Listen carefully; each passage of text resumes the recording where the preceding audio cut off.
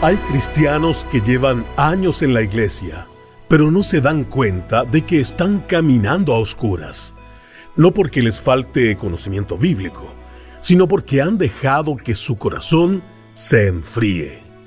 Bienvenido a Sabiduría para el Corazón con el pastor Stephen Davey en la voz y adaptación de Daniel Cuquín. Hoy, en nuestro estudio de la primera carta de Juan, veremos cómo una vida de amor no es opcional para el creyente. Es evidencia de que realmente está en la luz, un llamado claro y profundamente confrontador. Quédate con nosotros para esta lección que puede transformar tu caminar con Dios.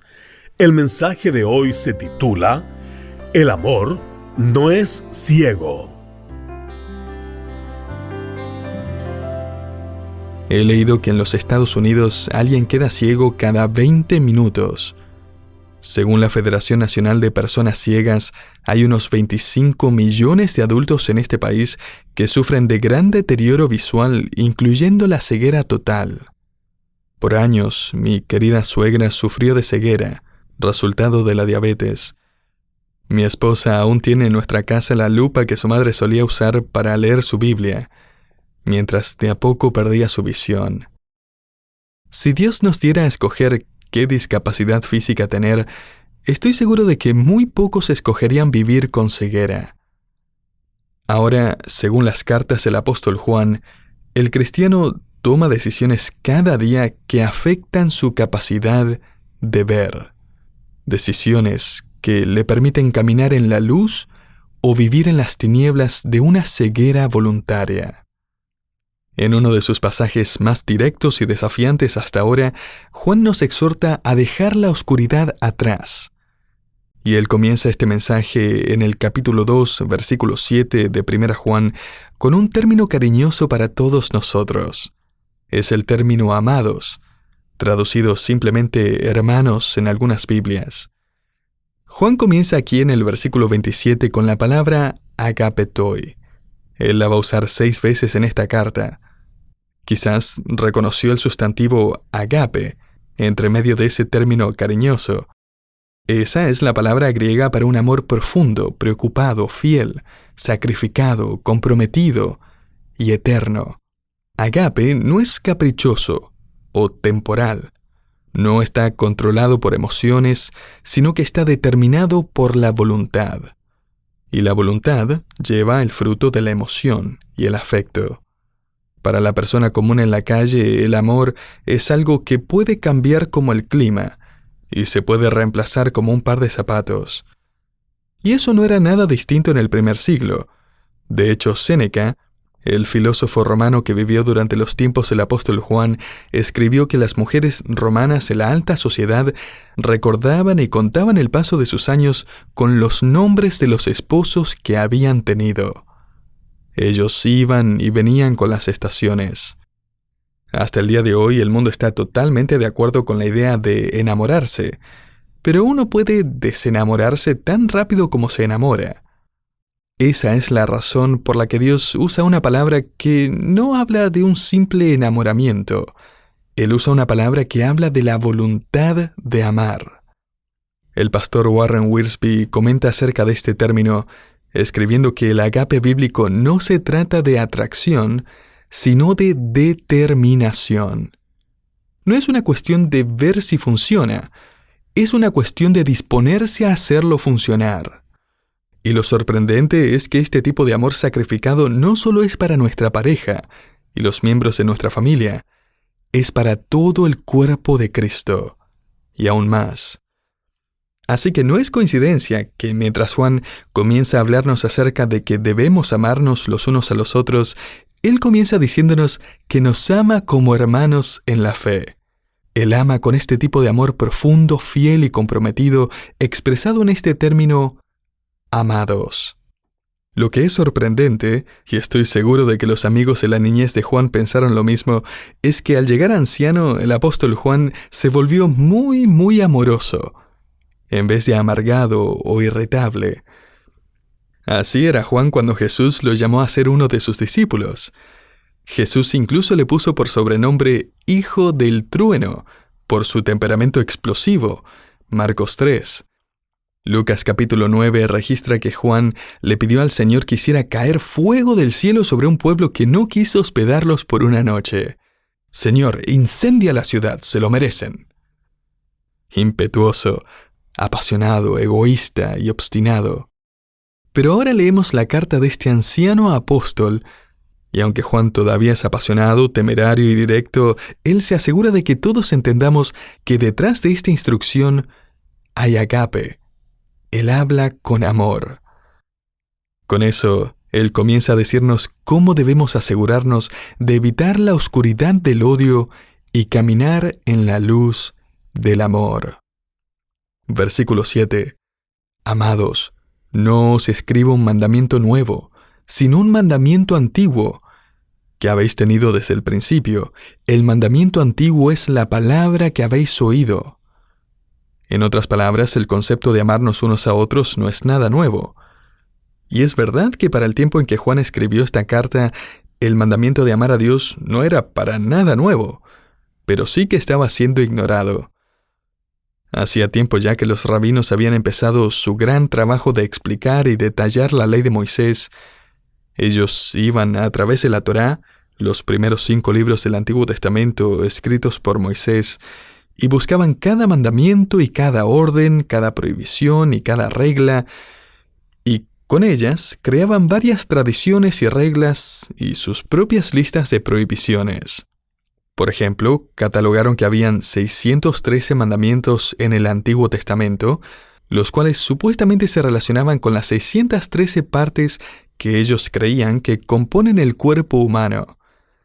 Ellos también catalogaron que habían 365 mandamientos negativos o prohibiciones, lo que consideraban importante porque ese número correspondía a una prohibición para cada día del año. A ellos les encantaba ese tipo de cosas. Pero el problema es que todo eso empezó a reemplazar el amor a Dios. Y Juan dice efectivamente, ustedes recuerdan el gran mandamiento, ¿verdad? Es muy antiguo, está desde el principio. Amarás al Señor tu Dios con todo tu corazón, alma, fuerza y mente, y amarás a tu prójimo como a ti mismo. Deuteronomio 6 y Levítico 19. Así que, entre todas sus listas de mandamientos, ¿han pasado por alto el mandamiento de amar? Bueno, recuérdenlo. No es nuevo, de hecho está desde un principio, y es el diseño original de Dios para nuestras vidas. Hasta ahora todo bien. Lo que Juan escribe tiene sentido. El mandamiento de amar no es nuevo, sino que es antiguo. Pero luego, Juan escribe en el siguiente versículo 8, por otra parte, os escribo un mandamiento nuevo. Un momento, pensé que esto no era nuevo. Permítame explicarle, querido oyente. La palabra que Juan usa para nuevo aquí no está refiriéndose a algo nuevo en tiempo, kairos en griego, sino algo nuevo en calidad, kainos. En otras palabras, Juan no está diciendo, miren, aquí hay algo totalmente nuevo que nunca se ha visto hasta ahora. No, Juan está diciendo, miren, hay una nueva calidad, hay una nueva forma de demostrar amor agape que es totalmente única. Note, él continúa contándonos en la mitad del versículo 8, por otra parte os escribo un mandamiento nuevo, el cual es verdadero en él. O sea, Jesucristo nos ha mostrado una nueva calidad de amor. Y Él espera que imitemos su demostración de amor en nuestras propias vidas. Así es como Jesús pudo decirles a sus discípulos, un mandamiento nuevo os doy, que os améis unos a otros, como yo os he amado, que también os améis unos a otros. Juan 13:34. Querido oyente, dele a su vida un borrón y cuenta nueva cada día y allí escriba agape. Y viva su vida demostrando este amor en cada oportunidad que tenga. Francamente, el mundo no va a saber qué pensar acerca de sus acciones, y las de la iglesia tampoco. Sigamos leyendo el versículo 8. Sin embargo, os escribo un mandamiento nuevo que es verdadero en él. Y todos decimos, amén. y en vosotros. Y todos decimos, ¡ay no! Así que esto no es solo para Jesús, es para todos nosotros también. Debemos demostrar este tipo de amor. Juan está informándonos que este tema es más grande de lo que pensamos. No solo estamos demostrando el amor de Cristo, estamos demostrando la luz de Cristo. Note la última parte del versículo 8, porque las tinieblas van pasando y la luz verdadera ya alumbra. El Evangelio de Lucas registra la profecía de que la venida de Cristo sería la aurora de lo alto. O sea, Él sería el amanecer divino, para dar luz a los que habitan en tinieblas y en sombra de muerte. Lucas 1, del 78 al 79. El nacimiento de Cristo marcó el amanecer de la luz eterna. Aún hay tinieblas, pero mientras la luz del Evangelio se propaga, las tinieblas se reemplazan por la luz.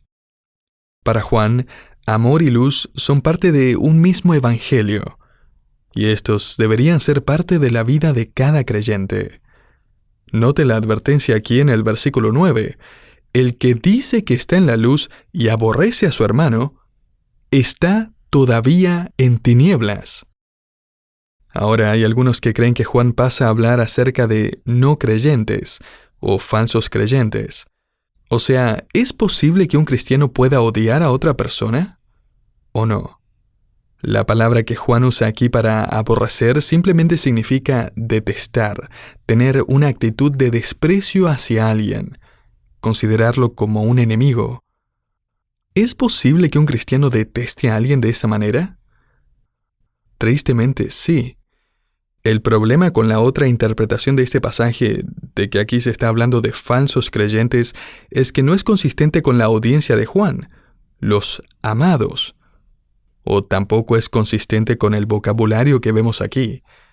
Juan escribe en el versículo 9, y aborrece a su hermano. Y él no usa el término genérico para prójimo o la humanidad en general. Y el contexto tampoco permite la posibilidad de que esté refiriéndose a un hermano biológico. Juan está refiriéndose a alguien que es un miembro de la familia de Dios gracias al nuevo nacimiento a través de la fe en Cristo.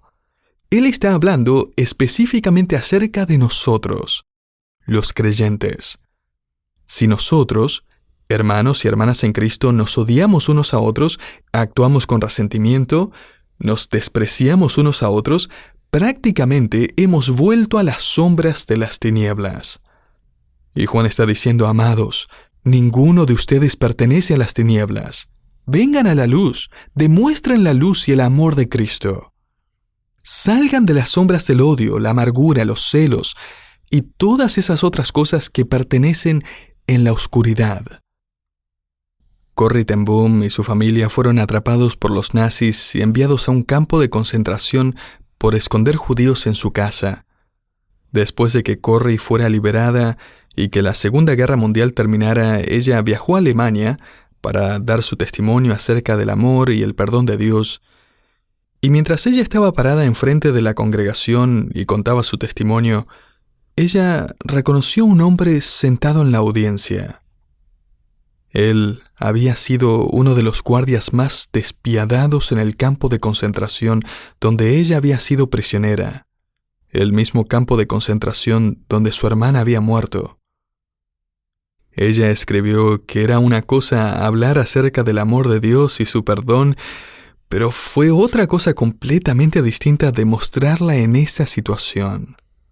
Al final del servicio, para su consternación, el hombre vino al frente, se paró en la fila junto a otros para saludarla. Ella empezó a agitarse y a sentir frío. Cuando llegó el turno del hombre, se acercó y le dijo en voz baja, «Ahora soy cristiano. Le pedí a Dios que me perdonara por todas las cosas crueles que hice en ese campo donde estabas, y esta noche vengo a pedirte a ti también que me perdones». ¿Cómo podía ella perdonar a este hombre cuando el rostro desnutrido de su hermana venía a su memoria y los recuerdos de su cruel muerte aún la llenaban de dolor y tristeza? el antiguo guardia nazi extendió su mano y los segundos parecieron siglos. Ella escribe que sintió que Cristo la impulsó a responder y ella extendió su mano y tomó la de él. E inmediatamente una calidez sobrenatural y sublime inundó su corazón y con lágrimas cayendo sobre sus mejillas le dijo: «Te perdono, mi hermano, te perdono de todo corazón». Querido oyente, esto es de lo que Juan está hablando. Esto es lo que significa dejar atrás las tinieblas del odio y vivir en la luz del amor. La verdad es que aunque quizás nuestras vidas y situaciones sean mucho menos dramáticas que esa, nosotros cada día también debemos escoger vivir en oscuridad o en luz. Así que, ¿va a escoger caminar en las sombras o en la luz? Ahora con eso Juan provee 2 principios de vida en los próximos 2 versículos. Aquí está el primer principio. Una vida de amor ilumina nuestro camino. Juan escribe en el versículo 10, «El que ama a su hermano permanece en la luz y en él no hay tropiezo». El permanecer en la luz simplemente significa vivir en, caminar en, sentirse en casa en la luz. Entonces, ¿quiere caminar de tal manera que la luz ilumine su camino? Bueno, aquí hay un descubrimiento fascinante. Juan dice efectivamente que el amor es la linterna. ¿Quiere discernimiento en su vida? Prenda la linterna del amor. El apóstol Juan nos informa que entre más brillante es su amor, más brillante es la luz que ilumina sus próximos pasos en la vida. Así que la idea no es querer ver cuán poco amor podemos demostrar, ¿o sí? Vamos a querer ver cuánto más podemos amar. Y entre más amamos, más luz tenemos en nuestro camino. Y entre más luz, menos es la posibilidad de tropezar en el camino de la vida. También hay muchos estudiosos de la Biblia que creen que Juan puede estar refiriéndose no solo a evitar nuestro propio tropiezo, sino también a ayudar a otros a evitar que tropiecen al amarlos. Eso se ve en varias versiones de la Biblia que traducen el versículo «No hay causa de tropiezo en él», en lugar de «y en él no hay tropiezo». La verdad es que Juan pudo haber tenido cualquiera de las 2 ideas en mente porque ambas son ciertas. Cuando uno ama a sus hermanos, uno evita tropezar. Y cuando uno ama a otros, uno termina ayudándolos a evitar tropiezos también, ¿no es cierto? Cuando escoge ver lo mejor en ellos, cuando escoge actuar amorosamente con ellos, usted quizás está guiándoles en sus caminos hacia algo mejor, hacia algo que glorifique a Dios. El Dr. Howard Hendricks partió a la presencia del Señor hace un tiempo atrás. Él tocó las vidas de literalmente millones de personas con su influencia.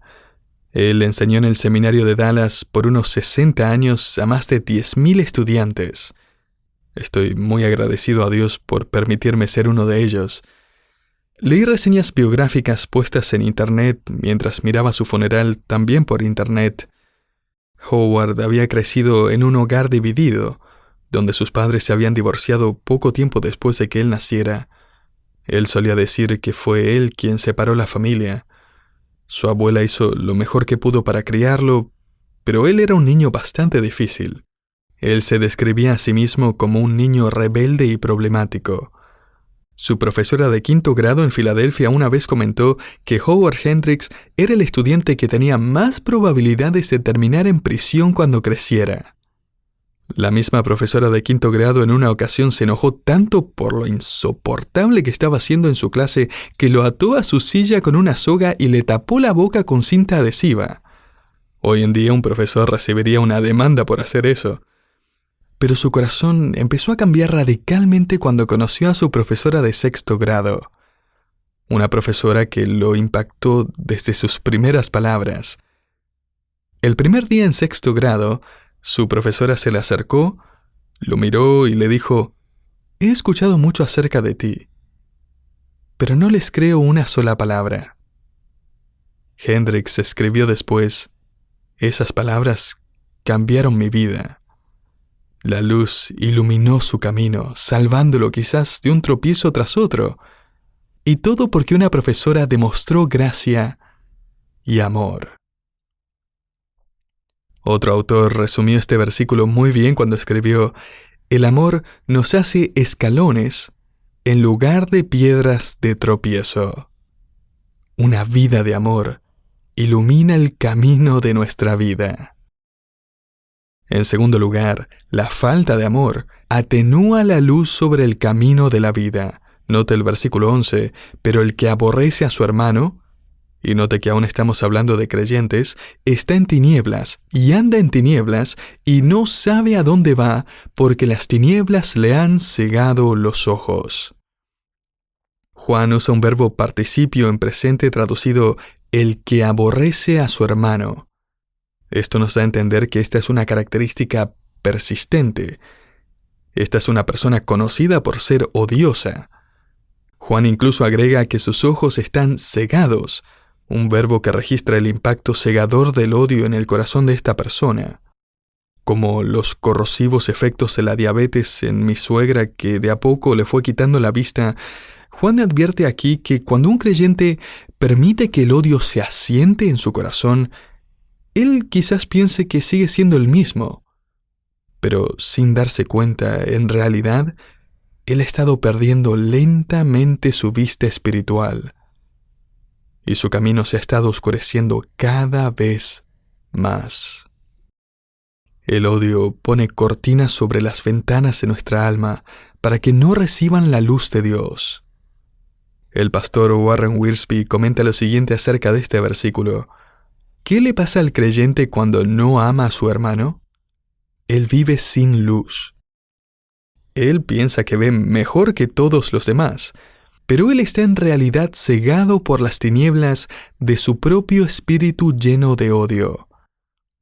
Este es el tipo de persona que causa problemas en los estudios bíblicos y en las asambleas de la iglesia.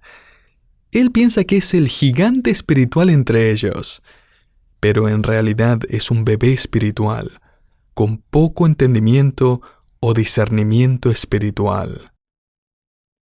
Esta es la advertencia de Juan.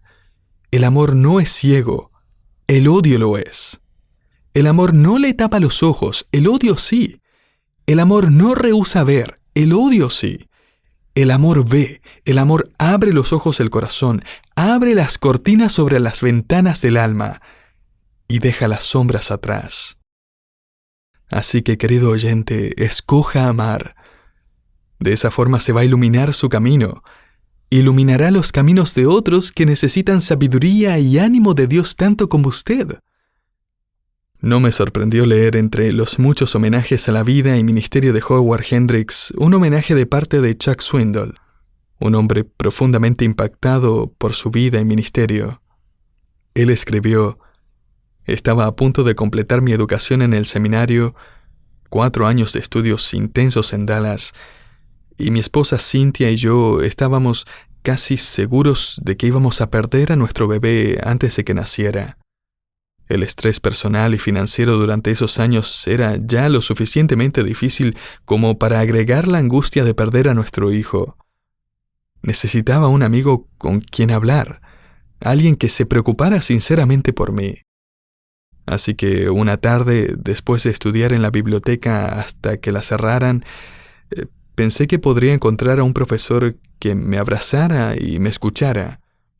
Fui al edificio de docentes y toqué la puerta de una de las oficinas, pero nadie respondió. Seguí caminando un poco más por el pasillo y toqué otra puerta, pero tampoco nadie respondió. Vi una luz brillando debajo de otra puerta, así que toqué esa puerta. Después de un momento, un profesor que conocía abrió su puerta, me miró y me dijo: «¿Sí, Chuck? ¿Qué necesitas?». Me paré allí con lágrimas corriendo por mis mejillas y pude notar en su voz que no quería hablar conmigo. Así que le dije: «¿Lo estoy interrumpiendo?». «Sí, me estás interrumpiendo. ¿Qué necesitas?». «Nada», le dije. «Bueno», me dijo, y cerró la puerta. A la mañana siguiente, mientras todavía estaba tratando de seguir con mi vida a pesar de todas mis emociones, mientras luchaba con mi depresión y los miedos de perder a nuestro bebé y quizás aún perder a mi esposa también, me encontré con el profesor Hendricks. Él había oído las noticias. Él se acercó y me abrazó y me dijo: «Cuéntame, ¿qué te pasa?». Él escuchó, empatizó, me contó acerca de su propia experiencia de perder un bebé años atrás y cómo él y su esposa se habían podido recuperar de esa tragedia. Desde ese día en adelante, yo quería aprender lo más que pudiera de parte de él, porque sabía cuánto se preocupaba por mí. Él luego agrega: «He aprendido que las personas no se preocupan de cuánto sabes hasta que saben cuánto te preocupas por ellos». Encuentro fascinante que el apóstol Juan no nos dice que estamos en peligro de perder nuestra vista espiritual y volver a las tinieblas si no sabemos leer el Nuevo Testamento en griego, o si no hemos memorizado sus epístolas, o si nos hemos perdido una reunión o dos en las últimas semanas. En cambio, él dice: «Encienda la linterna del amor». ¿Está brillando? Así que, para terminar con nuestro estudio, permítame dejarlo con estas preguntas. ¿En qué puede tropezar o caer por estar guardando odio para con otros? ¿A quién conoce usted que podría animar al comunicarle que usted se preocupa genuinamente por él o ella? ¿A quién debería servir o ayudar abnegadamente esta semana? ¿En qué cosas o en qué causas debería comprometerse nuevamente?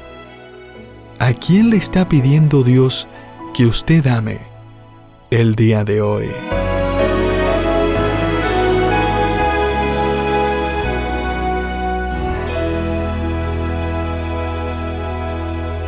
El amor verdadero no se basa en emociones pasajeras, sino en una decisión diaria de reflejar la luz de Cristo. Gracias por acompañarnos en Sabiduría para el Corazón, una producción del Ministerio Sabiduría Internacional. El mensaje de hoy se tituló «El amor no es ciego» y forma parte de la serie en Primera de Juan, Luz después de las tinieblas. Si necesita ayuda de parte del Señor para perdonar o amar como Cristo, le invitamos a escribirnos y compartir su petición de oración. En nuestro sitio web, sabiduriainternacional.org/contacto, encontrará un formulario para enviarnos su petición. Será un privilegio orar por usted. Nos encontramos en el próximo programa, aquí en Sabiduría para el Corazón.